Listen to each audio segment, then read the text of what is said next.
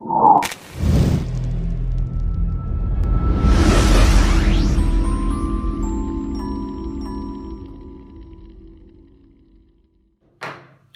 Everyone, स्वागत है आप सभी का एक बार फिर से। प्रीवियस क्लास में अपन ने डिस्कस किया था कोलिनर्जिक ड्रग के बारे में और आज अपन डिस्कस करेंगे इसके जस्ट अपोजिट जो ड्रग्स है वो है आपकी एंटी कोलिनर्जिक ड्रग्स। तो आज अपन डिस्कस करेंगे ऐसी ड्रग्स जो क्या करे एंटी कोलिनर्जिक इफेक्ट दे, कोलिनर्जिक सिस्टम के जस्ट अपोजिट इफेक्ट शो करे, उनके बारे में आज अपन डिटेल में डिस्कस करेंगे। तो बात करते हैं कोलिनर्जिक ड्रग के अपोजिट कौन सी कैसे एक्ट करती है, एंटी कोलिनर्जिक ड्रग क्या होती है। तो जैसे अपन ने ऑलरेडी देखा था, डिस्कस किया था कि ये जैसे आपका प्री गैंग्लियन या प्री सिनेप्टिक न्यूरॉन है और ये कोई मसल्स है, यहां से आपका रिलीज होता है एसीएच। अपन ने ऑलरेडी देखा था एसीएच रिलीज होता है। एसीएच अपने पोस्ट गैंग्लियोनिक साइट या पोस्ट जो भी न्यूरो फैक्टर साइट है उस पर जाएगा और अपने जो रिसेप्टर होते हैं उस पर जाके क्या होता है, ये आपका एसीएच क्या होता है यहां से जाएगा और इसके ऊपर बाइंड हो जाता है और बाइंड होने के बाद इन रिसेप्टर को ये क्या करता है, स्टिमुलेट करता है, स्टिमुलेट करता है। तो इस एक्टिविटी को हमने क्या बोला था, ये कौन सा सिस्टम था, कोलिनर्जिक सिस्टम था, जिसके अंदर प्री जो न्यूरॉन है वो एसिटाइलकोलिन रिलीज कर रहा था। वो एसिटाइलकोलिन पोस्ट जो आपका साइट है उस पर जाकर अपने रिसेप्टर पे बाइंड हो रहा है और बाइंड होने के बाद उन रिसेप्टर को क्या कर रहा है, स्टिमुलेट कर रहा है। ऑलरेडी हमने देखा था कि जो न्यूरोट्रांसमीटर है या ड्रग्स है उसका रिसेप्टर पे बाइंड होने की एबिलिटी को हम क्या बोलते हैं, affinity of the drug. Receptor पे बाइंड एबिलिटी को अपन क्या बोलते हैं, बाइंड एबिलिटी, इसको हमने नाम दिया था एफिनिटी। ऑलरेडी मैंने स्टार्टिंग में पढ़ाया था आपको एफिनिटी ऑफ द ड्रग। और जो ड्रग बाइंड होने के बाद रिसेप्टर को स्टिमुलेट करती है, इस स्टिमुलेशन की एक्टिविटी को हम क्या बोलते हैं, intrinsic activity of the drug. तो यहां पे एक चीज याद रखनी है, कोलिनर्जिक ड्रग्स जो होती है उनके अंदर बाइंडिंग एबिलिटी भी होती है यानी एफिनिटी भी प्रेजेंट होती है और उसके साथ साथ में इंट्रिंसिक एक्टिविटी भी प्रेजेंट होती है।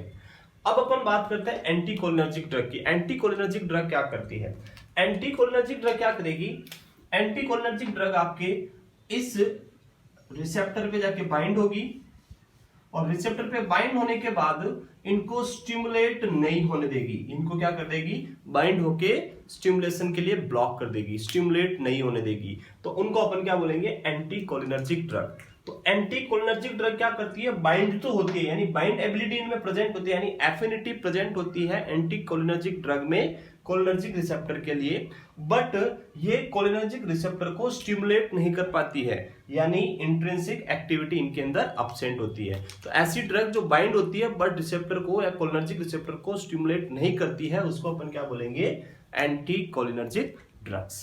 तो डेफिनेशन लिख लेते हैं, इसकी क्या डेफिनेशन होगी।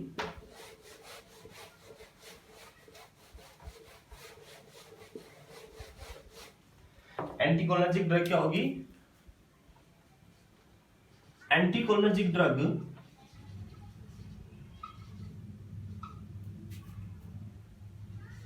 Anti cholinergic drugs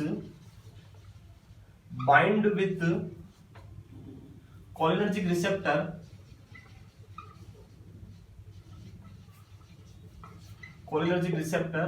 but does not stimulate the receptor, does not stimulate the receptor। तो याद रखना है कोलिनर्जिक ड्रग क्या करेगी, रिसेप्टर के साथ बाइंड भी होगी और उसको स्टिमुलेट भी करती है, but anti cholinergic drug receptor के साथ बाइंड होती है बट उसको स्टिमुलेट नहीं करती है। तो ऐसी ड्रग को हम क्या बोलते हैं, एंटी कोलिनर्जिक ड्रग्स। बात करें इसकी क्लासिफिकेशन की, तो सेम क्लासिफिकेशन जो अपन ने देखा था कोलिनर्जिक के अंदर उसी तरह अपन यहाँ भी देखेंगे। जैसे कोलिनर्जिक रिसेप्टर होते हैं दो टाइप के, एक मस्कुलिनिक रिसेप्टर, एक निकोटिनिक रिसेप्टर। तो जो ड्रग मस्कुलिनिक रिसेप्टर पे जाके बाइंड हो रही है और उसको ब्लॉक कर रही है उसको अपन बोलेंगे एंटी मस्कुलिनिक ड्रग, जो निकोटिनिक पे जाके ब्लॉक करे उसको अपन बोलेंगे एंटी निकोटिनिक ड्रग। तो उनको अपन देखते हैं वन बाय वन क्या क्या इसके टाइप होते हैं, कौन कौन सी इसके अंदर ड्रग्स आती है। तो क्लासिफिकेशन की बात करें या डिवाइडेशन की बात करें तो anti cholinergic drug basically divided into two part. First is anti muscarinic drug और second one is anti nicotinic drug. Anti muscarinic क्या होगी, ऐसी ड्रग, ऐसी एंटीकोलिनर्जिक ड्रग जो मस्करेनिक रिसेप्टर पे जाके बाइंड होगी और उसको ब्लॉक करेगी, उसको अपन बोलेंगे एंटी मस्करेनिक ड्रग। और ऐसी ड्रग जो निकोटिनिक रिसेप्टर पे जाके बाइंड होगी और उसको ब्लॉक करेगी, उसको अपन क्या बोलेंगे, एंटी निकोटिनिक ड्रग। अब मस्करेनिक ड्रग्स जो होती है फर्दर दो टाइप की हो सकती है। ऑलरेडी मैंने आपको बताया था कि जो मस्करेनिक रिसेप्टर होते हैं, जो अपन ने रिसेप्टर वाली क्लास पढ़ी थी प्रीवियस क्लास, अगर आपने अभी तक वीडियो नहीं देखा रिसेप्टर वाला तो पहले वो देखें, उसके बाद इस क्लास को पढ़े। तो मस्करेनिक रिसेप्टर जो होते हैं वो टोटल 5 टाइप के होते हैं, M1, M2, M3, M4 and M5। तो कुछ ड्रग ऐसी होती है जो, कुछ एंटी मस्करेनिक ड्रग ऐसी होती है जो सारे रिसेप्टर को क्या करती है, ब्लॉक करती है। मे बी वो किसी M1 को भी कर सकती है, M2 कर सकती है, M3 को कर सकती है, M4 को, M5, किसी को भी वो क्या कर सकती है, ब्लॉक कर सकती है। यानी उनका कोई सेलेक्टिव इफेक्ट नहीं है, उसको अपन बोलते हैं नॉन सेलेक्टिव। किसी भी रिसेप्टर को ब्लॉक कर रही है मतलब उसको अपन क्या बोलेंगे, नॉन सेलेक्टिव। तो पहला टाइप क्या हो सकता है, non selective muscarinic antagonist, muscarinic antagonist. Antagonist यानी जो अपोजिट इफेक्ट शो करती है, ब्लॉक करती है, एंटागोनिस्ट। ये क्या कर सकती है, किसी भी रिसेप्टर को, चाहे M1 हो सकता है, M2 हो सकता है, आपका M3 हो सकता है, M4 हो सकता है या M5, किसी भी मस्कुलिन रिसेप्टर को ब्लॉक कर सकती है। इसमें कोई फिक्स नहीं है कि ये सिर्फ M1 को ही करेगी या M2 को ही करेगी, नहीं, किसी को भी कर सकती है ड्रग। इसके अंदर एग्जांपल की बात करें तो यहाँ पे जो एग्जांपल ड्रग्स का एग्जांपल है इसके अंदर very very important, that is first example आपको याद रखना है, आपको atropine. Atropine is the example of anti मस्कुलिनिक non selective drugs. Second example आपको याद रखना है इसके अंदर स्कोपोलामाइन। स्कोपोलामाइन, तो ये दो एग्जांपल आपको याद रखना है non selective anti muscarinic drug या non selective muscarinic antagonist drug के अंदर। उसके बाद सेकंड कैटेगरी हो सकती है जो क्या है, सेलेक्टिव है। सेलेक्टिव मींस किसी सेलेक्टिव रिसेप्टर को ये क्या करेगी, ब्लॉक करेगी। सेलेक्टिव मस्कुलिनिक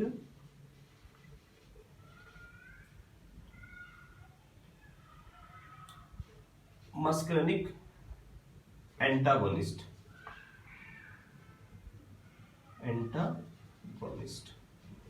अब सेलेक्टिव के अंदर किसी स्पेशल रिसेप्टर को ब्लॉक करेगी ये, तो यहां पे स्पेसिफिकली दो टाइप के रिसेप्टर का ध्यान रखना हमें। पहला तो M1 सेलेक्टिव और एक M3 सेलेक्टिव, दो ड्रग है यहाँ पे, एक M1 सेलेक्टिव और एक क्या है, M3 सेलेक्टिव। ऐसी ड्रग जो सिर्फ M1 रिसेप्टर को ब्लॉक करेगी उसको अपन बोलेंगे सेलेक्टिव M1 मस्कुलिनिक एंटागोनिस्ट, और जो सिर्फ M3 को कर रही है उसको अपन बोलेंगे सेलेक्टिव M3 मस्कुलिनिक एंटागोनिस्ट। M1 की बात करें यहाँ पे, M1 के अंदर जो ड्रग है वो एग्जांपल आपको याद रखना है पिरेंजापाइन, वेरी इंपॉर्टेंट, पिरेंजापाइन। यहां पर क्या याद रखना है आपको, पिरेंजापिन या पाइन। M3 की बात करें अपन तो M3 के अंदर आपको याद रखना है डेरिफेनासिन जो ड्रग है वो आपकी आएगी M3 के अंदर। M3 के अंदर आपको कौन सी ड्रग याद रखनी है, M3 के अंदर डेरिफेनासिन, डेरिफेनासिन। तो दो ड्रग याद रखनी है आपको, M1 स्पेसिफिक ड्रग है पिरेंजापाइन और M3 स्पेसिफिक ड्रग है डेरिफेनासिन। क्लियर है यहां तक? अब अपन बात करते हैं एंटी निकोटिनिक की। तो अपन ने पढ़ा था निकोटिनिक रिसेप्टर भी दो टाइप के होते हैं। एक निकोटिनिक रिसेप्टर जो नर्वस सिस्टम में पाए जाते हैं जिनको अपन ने नाम दिया था NN, और एक पाए जाते हैं NM। दो टाइप के होते हैं, एक मसल्स में पाया जाता है, एक नर्वस टिश्यू में पाया जाता है। तो नर्वस टिश्यू वाला NN, मसल्स में पाया जाएगा उसको NM। ऑलरेडी मैं प्रीवियस क्लास में पढ़ा चुका हूं रिसेप्टर में, तो आप रिसेप्टर जाके पढ़े इनको डिटेल में पढ़ने के लिए। ऐसी ड्रग जो नर्वस टिश्यू को ब्लॉक करती है, नर्वस को मींस यहाँ पे जो गैंग्लियन बनता है आपका प्री और पोस्ट गैंग्लियन के बीच में जो जंक्शन बन रहा है उन गैंग्लियन को ये क्या करेगी, ब्लॉक करेगी। इसलिए एन ड्रग को अपन बोलते हैं गैंग्लियन ब्लॉकर। इनको अपन क्या बोलते हैं, गैंग्लियन ब्लॉकर। ये ड्रग क्या कहलाती है, गैंग्लियन ब्लॉकर। और जो ड्रग क्या कर रही है, मसल्स और नर्वस जो टिश्यू है उसके बीच के जंक्शन को ब्लॉक कर रही है, उसको अपन बोलते हैं न्यूरोमस्कुलर ब्लॉकर। इसको अपन क्या बोलते हैं, न्यूरोमस्कुलर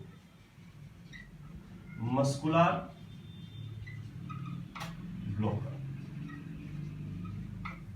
तो न्यूरोमस्कुलर ब्लॉकर ड्रग हो सकती है या फिर गैंग्लियन ब्लॉकर हो सकती है। अब बात करते हैं इनके एग्जांपल की। गैंग्लियन ब्लॉकर में क्या करेगी, ऐसे दो गैंग्लियन के बीच में जो जंक्शन है उसको ब्लॉक करेगी, इसलिए इनको नाम दिया अपन ने गैंग्लियन ब्लॉकर। और ये न्यूरोमस्कुलर ब्लॉकर क्या करेगी, न्यूरॉन और मसल्स के बीच में जो जंक्शन है उसको ब्लॉक करेगी, तो वो कहलाएगी आपकी न्यूरोमस्कुलर ब्लॉकिंग एजेंट। तो यहाँ पे आपको याद रखनी है, एक तो it's self nicotine, ganglion blocker के अंदर एग्जांपल की बात करें तो निकोटिन सेल्फ ड्रग, निकोटिन एक टाइप का किस टाइप का ड्रग है जो क्या करती है, दो गैंग्लियन के बीच में जाके उनको ब्लॉक करती है, तो निकोटिन याद रखनी है। दूसरा आपको याद रखना है ट्राइमेथापेन,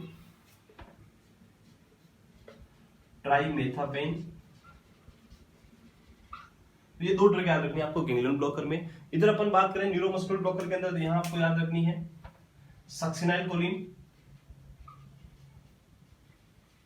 और उसके साथ याद रखनी है ट्यूबोक्यूरारी, क्यूरारी ड्रग भी किस टाइप की ड्रग है, न्यूरोमस्कुलर ब्लॉकिंग ड्रग। तो ये है आपका classification of anti cholinergic drug, जिसके अंदर दो पार्ट है आपके, एंटी मस्करनिक और एंटी निकोटिनिक। एंटी मस्करनिक के दो पार्ट, नॉन सेलेक्टिव मस्करनिक एंटागोनिस्ट और सेलेक्टिव मस्करनिक एंटागोनिस्ट। नॉन सेलेक्टिव के अंदर जो किसी भी रिसेप्टर को ब्लॉक कर सकती है 5 में से, उसको बोलते हैं नॉन सेलेक्टिव, इसमें एट्रोपिन और स्कोपोलामाइन। सेलेक्टिव के अंदर जो सेलेक्टिव रिसेप्टर को ब्लॉक करे, जो M1 को ब्लॉक करेगी वो बेंजापाइन ड्रग है, M3 को ब्लॉक करेगी वो डेरिफेनासिन है। इधर अपन ने देखा एंटी निकोटिन दो टाइप के होते हैं, एक नर्वस सिस्टम में पाया जाता है, एक मसल्स में पाया जाता है। जो दो गैंग्लियन के बीच में ब्लॉक कर रहे हैं उसको बोलेंगे गैंग्लियन ब्लॉकर, जैसे निकोटिन, ट्राइमेथापेन। और जो दो मसल्स के बीच में, न्यूरॉन के बीच में ब्लॉक कर रहे हैं उसको बोलेंगे न्यूरोमस्कुलर ब्लॉकर, जैसे सक्सिनाइल कोलिन, ट्यूबोक्यूरारे। तो ये तो है basic classification of anticholinergic drugs. अब अपन बात करते हैं ड्रग्स के बारे में, वन बाय वन अपन देखेंगे। यहां से स्टार्ट करेंगे एट्रोपिन के बारे में, फिर अदर ड्रग्स के बारे में अपन डिटेल में डिस्कस करेंगे। तो स्टार्ट करते हैं अपन पहले एंटी मस्करनिक के अंदर आपका एट्रोपिन।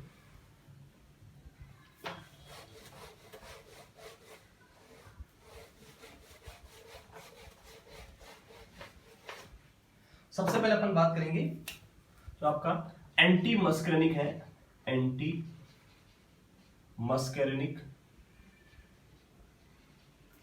इसके अंदर सबसे पहले अपन बात करेंगे, डिस्कस करेंगे, वो है एट्रोपिन।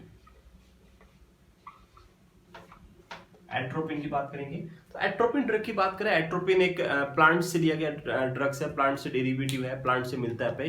तो इसको अपन बोलते हैं किस टाइप की ड्रग है, एल्कलॉइड से। एल्कलॉइड, एल्कलॉइड मींस क्या होता है, जो प्लांट से मिलता है उसको अपन बोलते हैं एल्कलॉइड्स। तो प्लांट से डेरिवेटिव है, ये डराइव्ड है, प्लांट ड्राइव्ड। सेकंड चीज अब याद रखनी है कि कौन से प्लांट से ये ड्रग मिलती है। तो प्लांट का नाम अगर आपसे पूछे तो नाम है उसका एट्रोपस। प्लांट जो है उसको बोलते हैं अपन एट्रोपस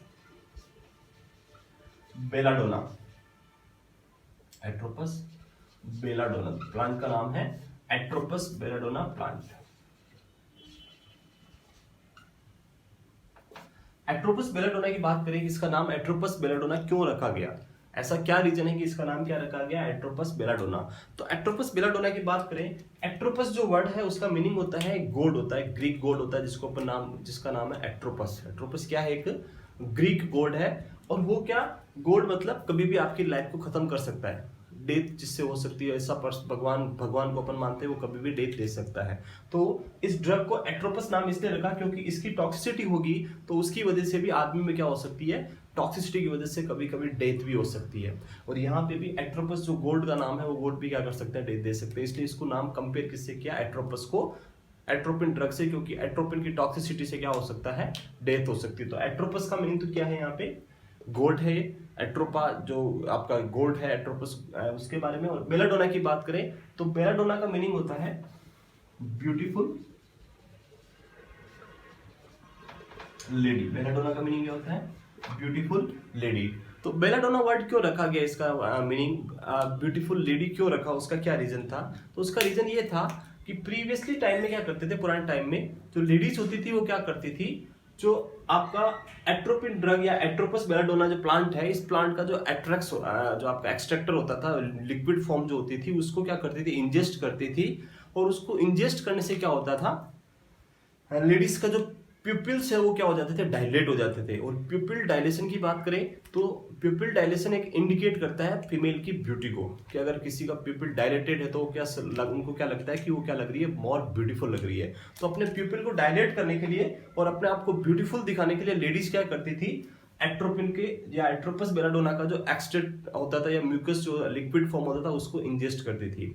उसकी वजह से उनके पिपल डायलेट होते थे और उनसे उनको क्या लगता था, वो ब्यूटीफुल हो जाती है। फॉर एग्जाम्पल आपने देखा होगा जैसे कैंडिड लाइट डिनर होता है, कैंडिड लाइट डिनर जो अपन करते हैं, कैंडल लाइट डिनर का भी रीजन क्या होता है, जब पर्सन कैंडल के सामने बैठता है वहाँ लाइट कम होती है और कैंडल लाइट जो थोड़ी सी डार्क लाइट जो आपकी लाइट जो होती है वो कम होने की वजह से पीपल क्या हो जाते हैं, डायलेट हो जाते हैं और पीपल डायलेट होने पे वो ज्यादा रोमांटिक फील करते हैं। इसीलिए कैंडल लाइट डिनर को अपन बोलते हैं रोमांटिक डिनर के लिए। तो वो क्यों हो रहा है रोमांटिक, क्योंकि वहां पे भी पीपल का क्या हो रहा है, डायलेशन हो रहा है। तो वही मीनिंग है यहाँ पे कि एट्रोपिन क्या करता है, पीपल को डायलेट करता है और उससे लेडीज को क्या लगता है कि वो ब्यूटीफुल, मोर ब्यूटीफुल लग रही है। इसकी वजह से इसका नाम क्या रखा, ब्यूटीफुल लेडी। तो यही रीजन था एट्रोपस बेलाडोना नाम रखने का। एट्रोपा मतलब उसकी टॉक्सिसिटी डेथ हो जाती है, इसलिए एट्रोपा गोल्ड का कम कनेक्ट किया और बेलाडोना यानी ब्यूटीफुल लगते थे पीपल डायलेट होने की वजह से, इसलिए इसको नाम रखा बेलाडोना। इसके अंदर इंपॉर्टेंट आपको याद रखना है इसका ड्यूरेशन, एक्शन ऑफ जो एक्शन ड्यूरेशन है वो याद रखना, कितने टाइम के लिए ड्यूरेशन एक्शन होता है इसका। Duration of action,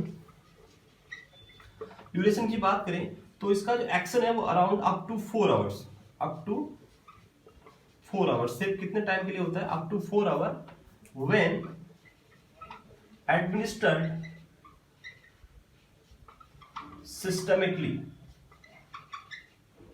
very important आपको याद रखना है, अगर ये ड्रग सिस्टमिक रूट से दी गई यानी आईवी आपने दी है, ब्लड के अंदर दी है, सिस्टमिक रूट से दी है अगर आपने, तो इसका इफेक्ट कितना रहेगा, अराउंड 4 आवर्स रहेगा। बट अगर इस ड्रग को आपने एक स्पेसिफिक रूट है जिससे दी, तो इसका जो इफेक्ट होता है around 3 to 5 days when administered in conjunctival sac, या अपन बोल सकते हैं आइस। अगर आपने इसको आई के अंदर इंट्रोड्यूस किया तो इसका इफेक्ट कितने टाइम के लिए रहेगा, अराउंड 3 to 5 days के लिए रहेगा। तो वेरी इंपॉर्टेंट आपको ध्यान रखना है, जब भी एट्रोपिन ड्रग यूज करें तो उसको ड्यूरेशन को ध्यान में रखने हुए ही हमें ड्रग को यूज करना है। क्योंकि अगर आपने एट्रोपिन ड्रग किसी पर्सन को दे दी, उसका एंटीकोलिनर्जिक इफेक्ट आई में आएगा तो उसकी वजह से आगे अपन देखेंगे उसका एक्शन, तो उसकी वजह से पर्सन को बहुत सारी प्रॉब्लम्स हो सकती है। अगर आपने ये एट्रोपिन दिया तो उसकी वजह से 3 to 5 days तक पेशेंट को प्रॉब्लम्स आएगी और वो आपको बहुत ज्यादा गुस्सा रहेगा आपके ऊपर। तो हमें ध्यान रखना है एट्रोपिन के एक्शन को ध्यान में रखते हुए कि हमें ड्रग पेशेंट को कब देनी है और कौन सी रूट वाली ड्रग हमें, कौन से जो एक्शन वाली रूट है, शॉर्ट एक्शन वाली यूज करनी है, लॉन्ग वाली करनी है, कैसी वो डिपेंड करेगा कंडीशन के ऊपर। तो आगे अपन देखेंगे उसको। तो बात करते हैं इसका आगे।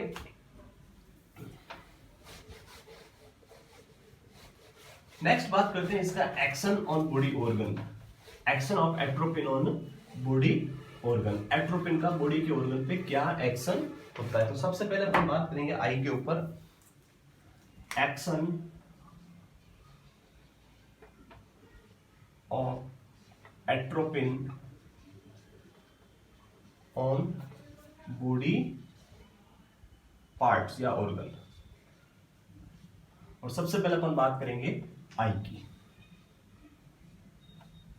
आई के अंदर जब अपन एट्रोपिन डालेंगे कंजक्टाइवल सेक में, जब आप एट्रोपिन यूज करोगे आई के अंदर, तो ये आई क्या कराएगी, पिपिल को डायलेट कराएगी। माइड्रियासिस इसको अपन बोलते हैं। पिपिल क्या होगा, माइड्रियासिस देखने को मिलेगा आपको। पिपिल का क्या होगा, डायलेशन, इसको अपन बोलेंगे पिपिल डायलेशन। ये क्या कराएगी,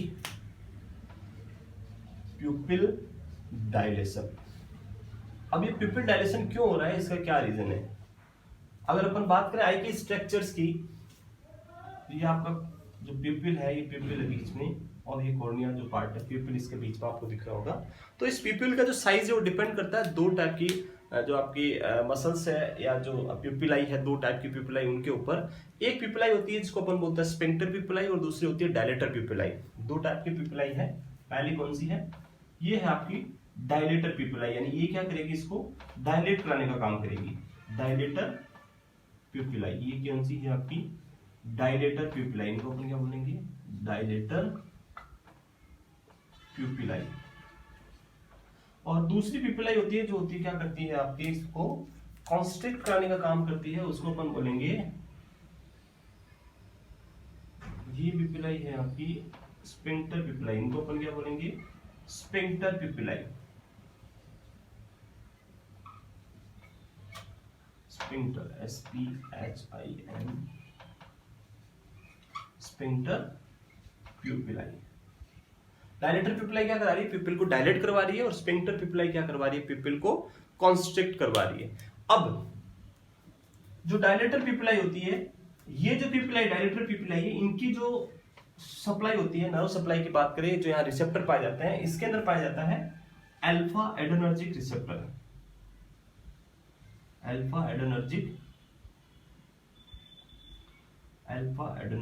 रिसेप्टर। और अल्फा एड्रेनर्जिक रिसेप्टर जो होते हैं, ये किस टाइप के होते हैं? सिंपैथेटिक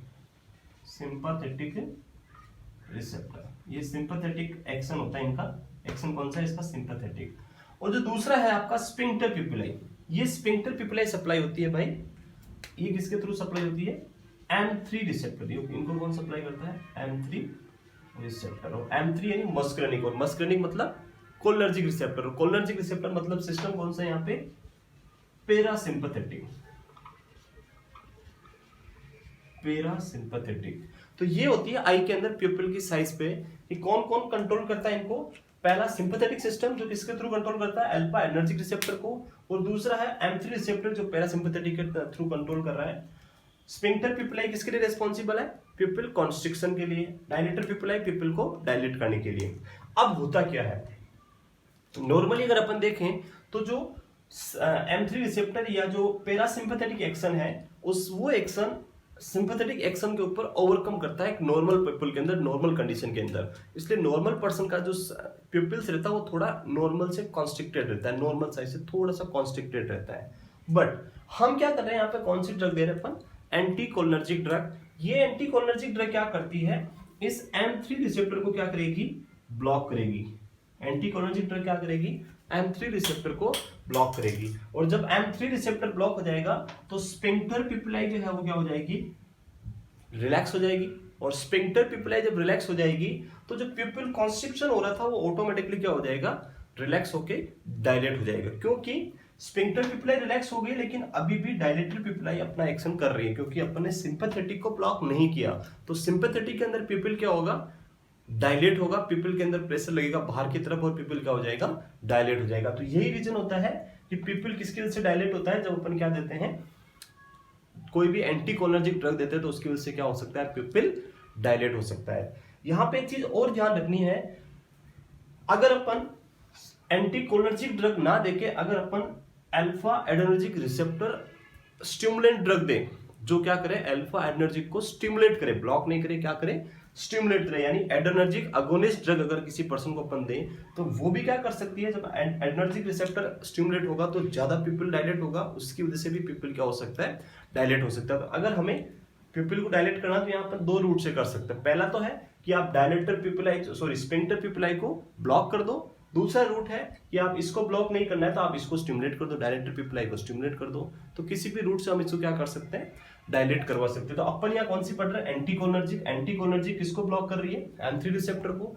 M3 ब्लॉक होगा तो स्फिंक्टर प्यूपिलाई ब्लॉक हो जाएगा और आपका डायलेटर प्यूपिलाई पीपल को क्या कर देगा? डायलेट कर देगा।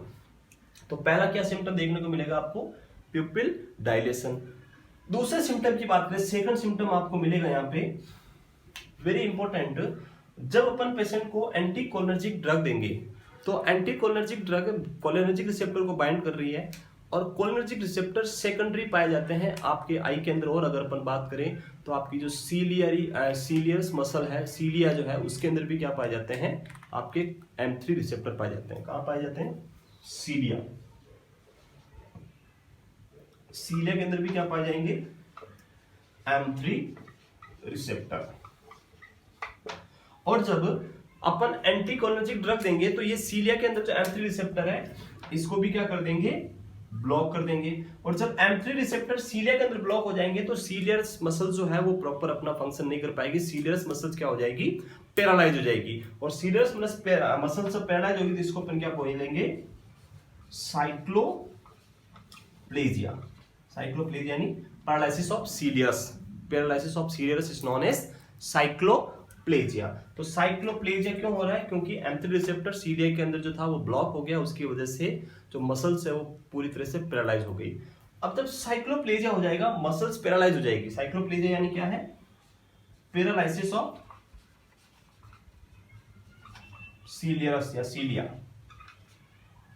अब जब ये पैरालाइज हो जाएगा तो इसकी वजह से जो लेंस का अकोमोडेशन है वो प्रॉपर नहीं होगा, क्योंकि सीलिया आपके लेंस को क्या करती है, अकोमोडेट करती है, नियर विजन के लिए, फार विजन के लिए उसको जो साइज है उसको चेंज करती है, और वो अकोमोडेशन किस पर डिपेंड करेगा, सीलिया के ऊपर। तो जब ये पैरालाइज हो जाएगा तो सीलिया पैरालाइज होने के बाद लेंस अकोमोडेशन नहीं हो पाएगा, और लेंस का अकोमोडेशन नहीं होगा तो इस साइक्लोप्लेजिया की वजह से पेशेंट को क्या हो जाएगा, लेंस अकोमोडेट नहीं करेगा तो पर्सन का विजन कैसा हो जाएगा, ब्लर्ड विजन। तो यहाँ आपको एक और सिम्टम क्या देखने को मिलेगा, ब्लर्ड विजन। वेरी इंपॉर्टेंट, याद रखना है, पहला सिम्टम आपको याद रखना है,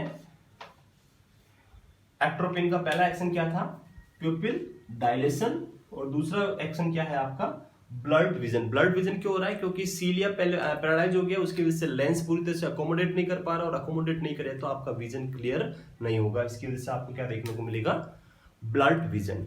उसके अलावा तीसरा एक्शन, जब अपन एंथ्री या एंटीकोलिनर्जिक ड्रग या एंटी मस्करनिक ड्रग देंगे तो ये एंटी मस्करनिक ड्रग प्यूपिल को क्या करा रही है, डायलेट करा रही है, और जब प्यूपिल टू मच डायलेटेड रहेगा, प्यूपिल जब बहुत ज्यादा, ये प्यूपिल जो है डायलेट हो जाएगा, और यहां से अगर ये यहां पहुंच गया, ये प्यूपिल इतना डायलेट हो गया, तो प्यूपिल डायलेट होने के बाद जो ओपनिंग है वो क्या हो जाएगी, वाइड है, प्यूपिल डायलेट हो गया तो ओपनिंग बड़ा हो गया, और वाइड ओपनिंग की वजह से या प्यूपिल डायलेशन की वजह से आई के अंदर जो लाइट का अमाउंट है वो क्या करेगा, इंक्रीज अमाउंट एंटर करेगा, लाइट का जो अमाउंट आई में एंटर कर रहा है वो भी क्या हो जाएगा, ज्यादा अमाउंट एंटर करेगा, और जब लाइट ज्यादा एंटर करेगी प्यूपिल डायलेशन की वजह से तो उसकी वजह से पर्सन को क्या हो जाएगा, फोटोफोबिया।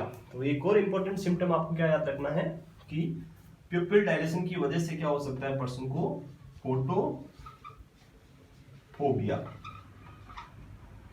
तो मैंने 3 सिम्टम बताया आपको अभी तक। पहला बताया था मैंने कि प्यूपिल डायलेट रहेगा, तो प्यूपिल डायलेशन की वजह से पेशेंट का क्या हो, प्यूपिल डायलेशन करा रही ड्रग जिसको अपन बोलते हैं माइड्रियासिस। सेकंड मैंने आपको बताया साइक्लोप्लेजिया, जिसकी वजह से क्या हो रहा है, ब्लड विजन। और तीसरा मैंने आपको बताया कि प्यूपिल डायलेशन माइड्रियासिस की वजह से क्या हो रहा है, फोटोफोबिया। तो 3 जो सिम्टम मैंने आपको बताया, एक्शन जो बताए मैंने एट्रोपिन के, वो आपको याद रखने हैं कि एट्रोपिन ड्रग आई के अंदर इंसर्ट करने पे कौन कौन सा एक्शन आपको देखने को मिलेगा। क्लियर है यहाँ तक। अब अपन बात करते हैं इसका यूज, आई में हम इसको किस लिए इंसर्ट करते हैं, जब ऐसी कंडीशन आ रही है, फोटोफोबिया हो रहा है, ब्लड विजन हो रहा है, फिर भी हमें इसको यूज क्यों करना है। तो इसको यूज करने का रीजन है, यूज क्यों करते हैं देखते हैं। Use of atropine in I.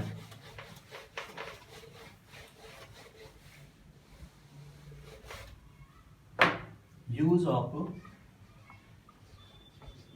Atropine in eye, eye के अंदर अपन का क्या यूज करते हैं। तो पहली चीज जो आई का जो मेन पर्पज है, यूज जो अपन करते हैं वो यूज इसका है, वो है to check the refractive error. जो रिफ्रैक्टिव एरर है उनको चेक करने के लिए, to check the refractive error. जितने भी रिफ्रैक्टिव एरर है उनको चेक करना है आपको, तो आपको क्या करना पड़ेगा, प्यूपिल को डायलेट करना पड़ेगा और आपकी सीलिया को आपको पैरालाइज करना पड़ेगा ताकि लेंस फोकस नहीं कर सके। और फिर आप चेक करोगे कि पर्सन को फार डिवीजन है या फार साइटनेस है या नियर साइटनेस है, और कौन सी साइटनेस है वो चेक करने के लिए। तो रिफ्रैक्टिव एरर चेक करने के लिए हमें क्या करना पड़ता है, आई को, प्यूपिल को डायलेट करना पड़ता है और सीलिया को पैरालाइज करना पड़ता है। उसके अलावा दूसरी अपन और अदर कंडीशन देखें तो और क्या हो सकता है, जैसे आपको स्कोपी करनी है, रेटिनोस्कोपी करनी है, आई के अंदर क्या करनी है, रेटिनोस्कोपी करनी है, रेटिनोस्कोपी, या फिर आपको फंडोस्कोपी करनी है, फंडोस्कोपी। तो उस कंडीशन में भी आप क्या कर सकते हो, ये ड्रग यूज कर सकते हो। अब यहां पे प्रॉब्लम क्या है कि जैसे पर्सन को रिफ्रैक्टिव एरर है, आई चेकअप कराना आता है पर्सन आपके पास, आपको आई चेक करना है, उसका प्यूपिल डायलेट करना और सीलिया को पैरालाइज करना है। उसके लिए आपने क्या किया, पेशेंट को एट्रोपिन ड्रग इंसर्ट कर दिया, पेशेंट की आई में क्या डाल दिया आपने, एट्रोपिन डाल दिया। अब मैंने आपको बताया था एट्रोपिन का जो एक्शन होता है वो कितने टाइम तक होता है, आई के अंदर अराउंड 3 to 5 डेज तक। उसके बाद में एक्शन क्या होता है, पहला एक्शन प्यूपिल डायलेट रहेगा, वो हमें चाहिए यहाँ पे। दूसरा एक्शन पर्सन का जो सीलिया है वो क्या हो जाएगा, पैरालाइज हो जाएगा, और उसकी वजह से क्या होता है, ब्लड विजन। और तीसरा अपन ने देखा फोटोफोबिया। तो पर्सन को क्या रहेगा, अगर आपने एट्रोपिन यूज किया तो उसकी वजह से क्या होगा, प्यूपिल डायलेशन, या जिसको मैं लिख सकता हूं माइड्रेसिस,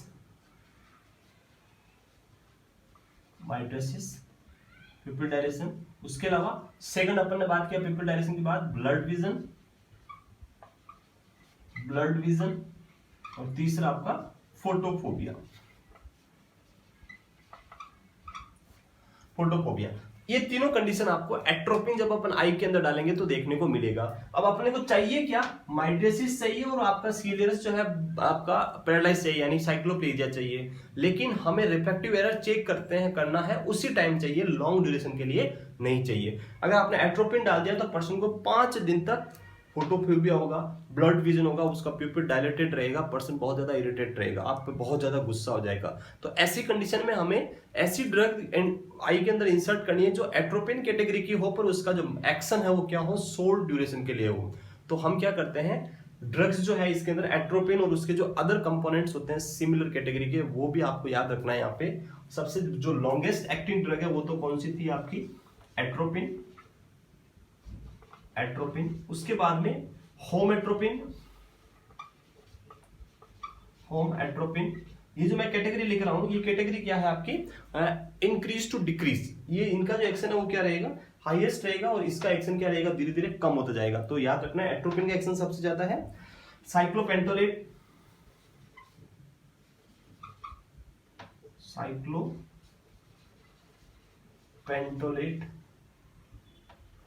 और एक लास्ट जो ड्रग है वो आपको याद रखनी है, ट्रोपिकामाइड। लास्ट ड्रग जो अपनी वो है ट्रोपिकामाइड। तो ये जो एक्शन है इनका ड्यूरेशन जो है वो क्या होता जा रहा है, डिक्रीजिंग ट्रेंड में है। ड्यूरेशन ऑफ एक्शन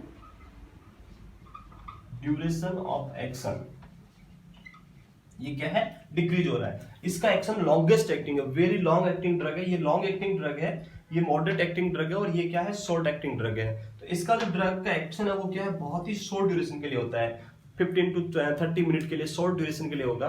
तो अगर अपन ट्रोपिकामाइड ड्रग पेशेंट को देंगे तो उसका माइडासिस भी होगा, साइक्लोप्लेजिया भी देखने को मिलेगा, और आपका फोटोफोबिया, ब्लड विजन भी देखने को मिलेगा, लेकिन उसका जो ड्यूरेशन है वो बहुत ही कम है, इसलिए पर्सन को ज्यादा लंबे टाइम तक प्रॉब्लम नहीं होगी, और आप उसका रिफ्रैक्टिव एरर भी इजीली चेक कर सकते हैं। तो हमें याद रखना है कि आपको एक्शन ध्यान में रखते हुए पेशेंट को आई के अंदर आई ड्रॉप डालनी है। अगर आपने एट्रोपिन डाल दिया तो पर्सन को 4 से 5 दिन तक प्रॉब्लम रहेगी। तो ये जो उसके सिमिलर कंपोनेंट है अदर एट्रोपिन के, होमेट्रोपिन, साइक्लोपेंटोलेट और ट्रोपिकामाइड, ये इनका एक्शन क्या है, एट्रोपिन से कम है। सबसे ज्यादा एक्शन एट्रोपिन का, उससे कम होमेट्रोपिन, फिर उससे कम साइक्लोपेंटोलेट, और सबसे कम ट्रोपिकामाइड का। अराउंड 15 to 30 मिनट होता है आपका ट्रोपिकामाइड का एक्शन। तो ये सारी ड्रग किसकी कैटेगरी की ड्रग है, आपकी एट्रोपिन के सिमिलर कैटेगरी की ड्रग है। उसके बाद अगर अपन बात करें कि आप पेशेंट का अगर रेटिनोस्कोपी या फंडोस्कोपी कर रहे हैं, पर्सन का क्या कर रहे हैं आप, रेटिनोस्कोपी या फंडोस्कोपी कर रहे हैं, तो उस कंडीशन में हमें प्यूपिल तो डायलेट करना है, बट हमें सीलिया को पैरालाइज करने की जरूरत नहीं होती है। हमें प्यूपिल को तो डायलेट करना है, बट सीलिया को डायलेट करने की जरूरत नहीं होती है। तो मैंने अभी आपको बताया था कि प्यूपिल का डायलेशन 2 टाइप से हो सकता है। पहला तो कि पैरासिम्पैथेटिक को ब्लॉक कर दो, या दूसरा मैंने बताया था सिंपैथेटिक को स्टिमुलेट कर दो। तो हम ऐसी ड्रग दें जो क्या करें, सिंपैथेटिक को स्टिमुलेट करें। तो प्यूपिल को केवल अगर आपको डायलेट करना है तो उसके लिए अपन एक और ड्रग यूज करते हैं, जिसको अपन जो ड्रग यूज कर सकते हैं वो है फिनाइलएप्रिन। एक ड्रग आती है, इसको अपन बोलते हैं फिनाइलएप्रिन, PHENYL, फिनाइलएप्रिन। फिनाइलएप्रिन किस टाइप की ड्रग है ये alpha adrenergic agonist drug, alpha adrenergic agonist drug, यानी ये एड्रेनर्जिक रिसेप्टर को स्टिमुलेट करेगी। एड्रेनर्जिक रिसेप्टर मतलब आपका सिंपैथेटिक, और सिंपैथेटिक स्टिमुलेट होगा तो मैंने 2 अभी बताई थी आपको पिपलाई, एक डायलेटर पिपलाई और एक आपका स्फिंक्टर पिपलाई। तो डायलेटर पिपलाई को ये क्या करेगी, स्टिमुलेट करेगी, और पिपल का क्या हो जाएगा, डायलेशन होगा। बट इसके अंदर आपको क्या देखने को मिलेगा, ओनली डायलेट द प्यूपिल। तो अगर आपको जैसे फंडोस्कोपी करनी है, रेटिनोस्कोपी करनी है, तो इस कंडीशन में हम कौन सी ड्रग यूज कर सकते हैं, फिनाइलएप्रिन यूज कर सकते हैं। उससे आपका सिर्फ प्यूपिल का डायलेशन होगा, उसका प्यूपिल का डायलेशन होगा ओनली। आपको जो ब्लड विजन या फोटोफोबिया वाली कंडीशन है वो आपको ब्लड विजन देखने को यहाँ पे नहीं मिला, क्योंकि सीलिया को ये पैरालाइज नहीं करेगी। तो आपको साइक्लोप्लेजिया वाली कंडीशन इस ड्रग के साथ में देखने को नहीं मिलेगी। तो ये पहला जो अपन ने देखा कि आई के अंदर ये ड्रग क्या क्या एक्शन कर सकती है, कहाँ एक्शन कर सकती है। तो आई के अंदर अपन ने 2 एक्शन देगा, रिफ्रैक्टिव एरर चेक करने के लिए रेटिनोस्कोपी या फंडोस्कोपी करनी है उसके लिए। कभी कभी इन्फ्लामेशन वाली कंडीशन होती है, वहां भी अपन यूज करते हैं, ताकि प्यूपिल डायलेटेड रहेगा तो लेंस से अटैच होने की जरूरत प्रॉब्लम नहीं आएगी। केराटाइटिस वाली कंडीशन है, वहां भी हम इसको यूज करते हैं। तो ये आपको मेन याद रखना है कि एट्रोपिन का एक्शन कितने टाइम के लिए है आई के अंदर। उसके बाद हमें जो एक्शन है वो कौन कौन सा है, तो 3 एक्शन देखे, माइग्रेसिस, साइक्लोप्लेजिया और फोटोफोबिया, तीनों याद रखना है। उसके बाद एक्स ड्यूरेशन के बेस पे ड्रग कौन कौन सी है और अदर कौन सी ड्रग अपन यूज कर सकते हैं जो पेशेंट के पिपिल को डायलेट कर सकती है। क्लियर है यहाँ तक? तो ये पहला एक्शन अपन ने देखा किसके ऊपर, आई के ऊपर। अब अपन बात करते हैं इसका सेकंड एट्रोपिन का action on glands. Second action कहां देखे अपन इसका, ग्लैंड्स के ऊपर। सेकंड अगर अपन बात करें ग्लैंड की, सेकंड आई के बाद अपन बात करते हैं ग्लैंड्स।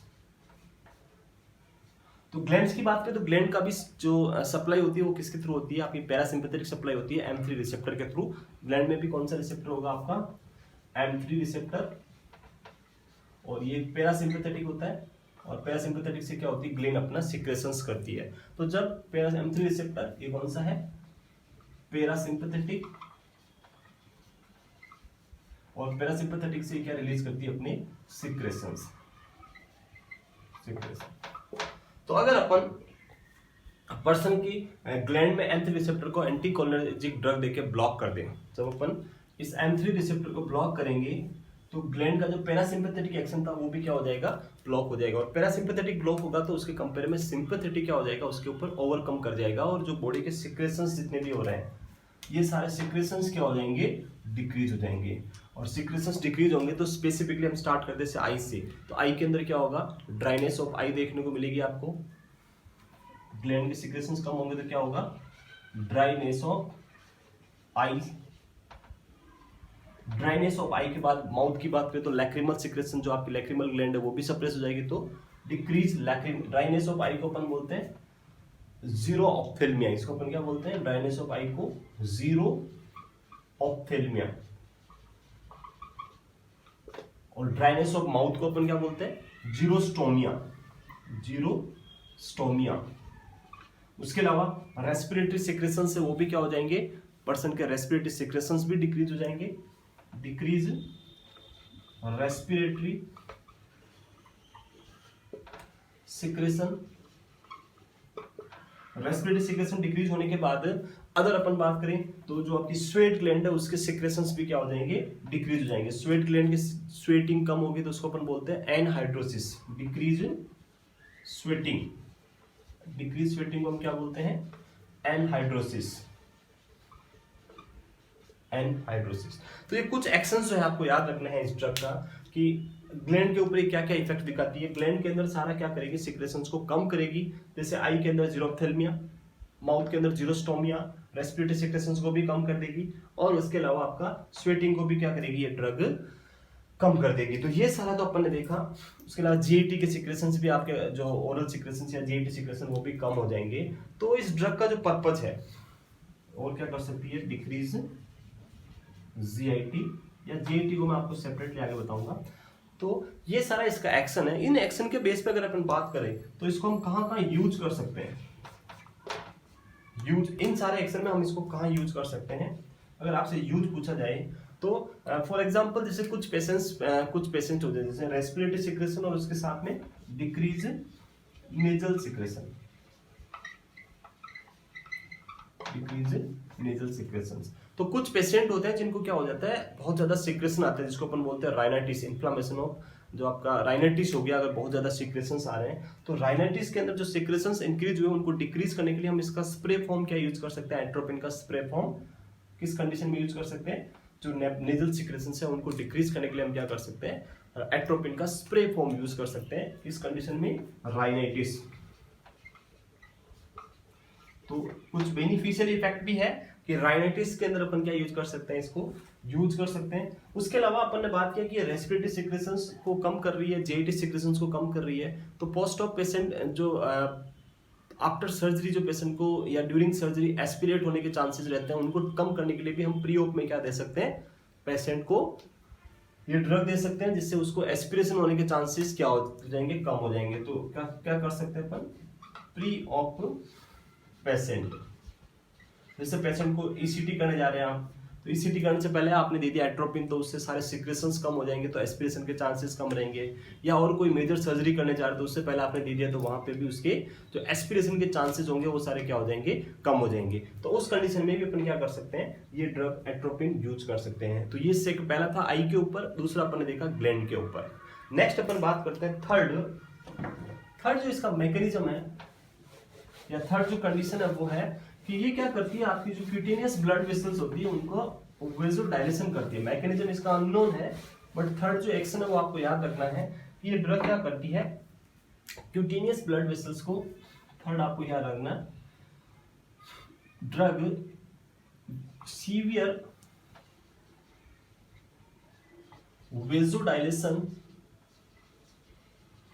वेसोडाइलेशन इन क्यूटेनियस ब्लड वेसल।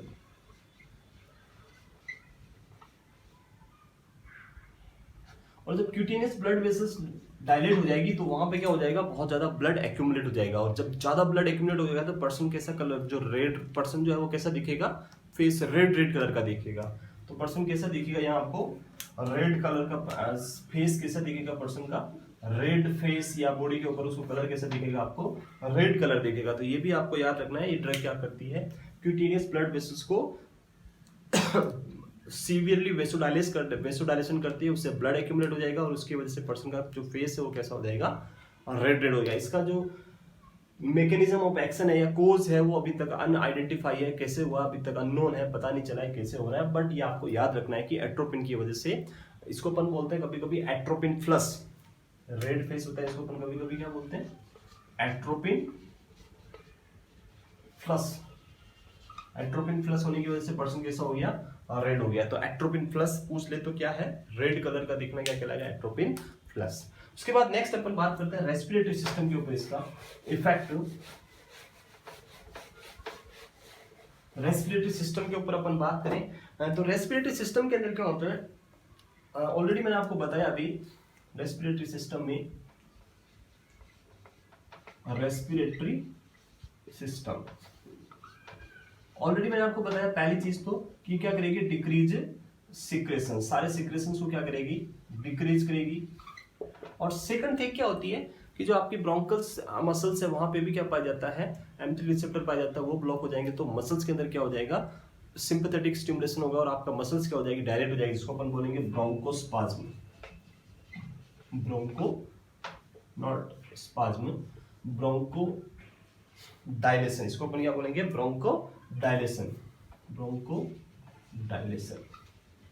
तो ब्रोंको डायलेशन हो रहा है तो कुछ ऐसी कंडीशन हो सकती है जहां पे अपन एट्रोपिन को एज ए ब्रोंको डायलेटर भी यूज कर सकते हैं। जैसे कुछ कंडीशंस होती है, फॉर एग्जांपल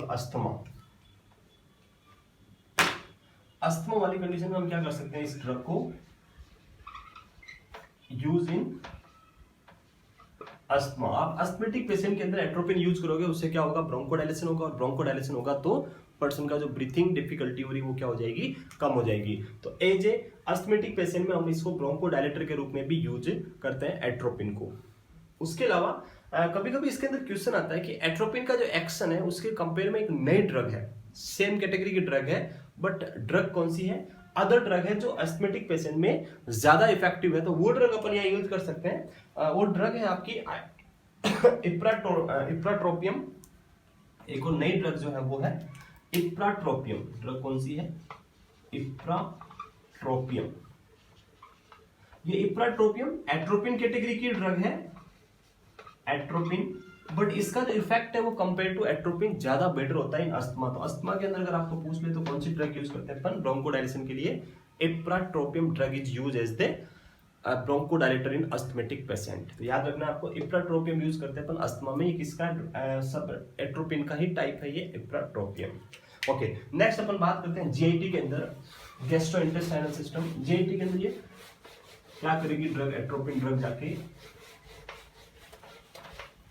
जीआईटी की बात करें तो जीआईटी के अंदर क्या करती है, स्पेसिफिकली गैस्ट्रोइंटेस्टाइनल सिस्टम या जीआईटी की बात करें तो जीआईटी के अंदर आपका जो सिंपैथेटिक सिस्टम होता है वो क्या करता है, पेरिस्टाल्सिस मूवमेंट को मेंटेन करने का, पैरासिम्पैथेटिक क्या करता है, आपके पेरिस्टाल्सिस को मेंटेन करके रखता है। जीआईटी के अंदर भी पाए जाते हैं आपके M3 रिसेप्टर, M3 से आपका पैरासिम्पैथेटिक,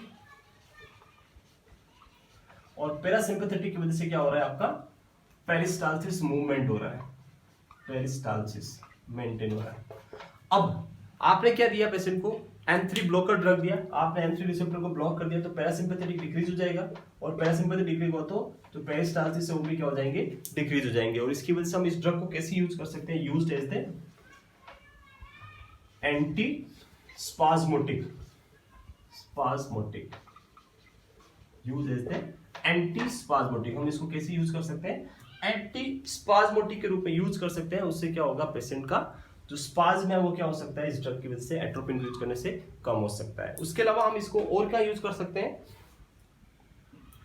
आप जीआईटी के सिक्रेशंस को कम करने के लिए भी यूज कर सकते हो एट्रोपिन। पहला तो एंटी स्पाज्मोटिक, सेकंड क्या है, to decrease GIT secretion.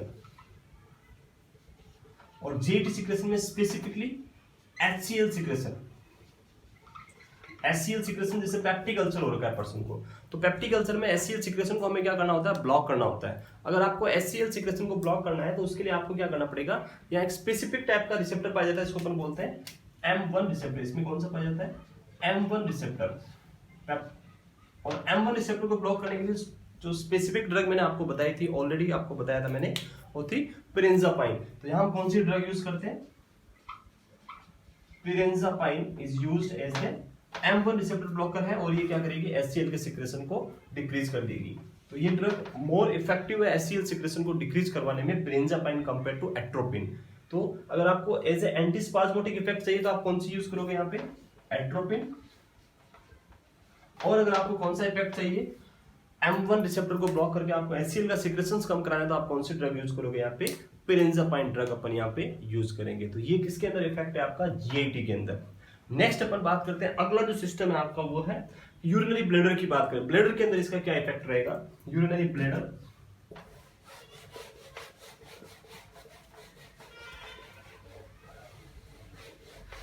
Bladder की बात करें, यूरिनरी ब्लैडर, तो ब्लैडर के अंदर आपकी डेट्रूसर मसल पाई जाती है, डेट्रूसर मसल की बात करें तो इसको सप्लाई करता है M3 रिसेप्टर। इसमें क्या पाया जाता है, M3 रिसेप्टर पाया जाता है। M3 को कौन सप्लाई करता है, पैरासिम्पैथेटिक। और पैरासिम्पैथेटिक सप्लाई से क्या होता है, आपकी डेट्रूसर मसल कॉन्ट्रैक्ट होती है और पर्सन को क्या होता है, यूरिन पास होता है। पर्सन क्या पास करता है, contraction of detrusor muscle. Detrusor muscle जब कॉन्ट्रैक्ट हो तो पेशेंट क्या करेगा, यूरिन पास करेगा, पेशेंट पास यूरिन पास। अब आपने कौन सी ड्रग दी, M3 रिसेप्टर ब्लॉकर। M3 को ब्लॉक कर दिया आपने, M3 ब्लॉक किया तो पैरासिम्पैथेटिक क्या हो जाएगा, डिक्रीज हो जाएगा। और पैरासिम्पैथेटिक डिक्रीज हो जाएगा तो कॉन्ट्रैक्शन ऑफ डेट्रूसर मसल्स भी क्या हो जाएगा, डिक्रीज हो जाएगा। और जब कॉन्ट्रैक्शन नहीं होगा तो पर्सन यूरिन पास नहीं कर पाएगा, और यूरिन पास नहीं कर पाएगा तो उस कंडीशन में पेशेंट को क्या हो जाएगा, यूरिनरी रिटेंशन। पर्सन को क्या देखने को मिलेगा, यूरिनरी रिटेंशन। तो जब अपन एट्रोपिन ड्रग या उससे रिलेटेड कंपोनेंट यूज करते हैं तो उसकी वजह से क्या देखने को मिल सकता है, आपको यूरिनरी रिटेंशन हो सकता है। तो इस ड्रग को अपन कुछ ऐसे पेशेंट में यूज कर सकते हैं जिनको क्या हो रहा है, यूरिनरी इनकॉन्टिनेंस हो रहा है, बार बार यूरिन पास कर रहे हैं, तो उन पेशेंट में हम इस ड्रग को यूज कर सकते हैं। तो इसका यूज कहाँ कर सकते हैं अपन, यूज एज यूरिनरी इनकॉन्टिनेंस। और यहां पे स्पेसिफिकली अगर अपन बात करें तो कौन सा रिसेप्टर है, M3 को। M3 को ब्लॉक करने वाली स्पेसिफिक ड्रग मैंने आपको बताई थी, याद हो आपको, तो डेरिफेनासिन ड्रग मैंने आपको बताई थी। तो यहां हम कौन सी ड्रग यूज करते हैं, डेरिफेनासिन स्पेसिफिक ड्रग अपन कौन सी यूज करते हैं, जो यूरिनरी इनकॉन्टिनेंस को ट्रीट करे, वो कौन सी ड्रग होगी, डेरिफेनासिन। यूरिनरी इनकॉन्टिनेंस मतलब इनवॉलंटरी यूरिन पास होना, उसको रोकने के लिए हम ये प्रोसेस को ब्लॉक कर सकते हैं। तो उससे क्या हो जाएगा, यूरिनरी रिटेंशन होगा, मतलब आपके पेशेंट का इनकॉन्टिनेंस ठीक हो जाएगा। तो ये डेरिफेनासिन ड्रग अपन यहाँ पे यूज कर सकते हैं। तो यहां तक अपन ने देखा जो एंटीकोलर्जिक ड्रग है उसका वेरियस इफेक्ट। लास्ट इफेक्ट की बात करें तो इसका जो लास्ट इफेक्ट है वो है कार्डियक सिस्टम या हार्ट की बात करें अपन, CVS या हार्ट के ऊपर इसका क्या इफेक्ट रहेगा, कार्डियक सिस्टम या हार्ट के ऊपर अपन इसके इफेक्ट की बात करते हैं। CVS कार्डियोवास्कुलर सिस्टम, तो बात करें कार्डियोवास्कुलर सिस्टम की CVS के अंदर, हार्ट के अंदर, तो ये जैसे फॉर एग्जांपल आपका हार्ट, इसके 4 चेंबर, यहाँ पे आपका SA नोड और ये आपका AB नोड। यहां से इसको क्या हो रहा है, नर्व सप्लाई हो रहा है इस न्यूरॉन के थ्रू। जो आपका पोस्ट गैंग्लियोनिक न्यूरॉन है ये क्या रिलीज कर रहा है, ये क्या सप्लाई कर रहा है, इसको नर्व सप्लाई कर रहा है। इस पोस्ट गैंग्लियोनिक न्यूरॉन की बात करें तो यहाँ पे क्या पाया जाता है, M1 रिसेप्टर पाया जाता है। ये पोस्ट गैंग्लियोनिक न्यूरॉन के ऊपर यहाँ क्या पाया जाएगा, M1, और यहाँ से क्या रिलीज होता है, ACH।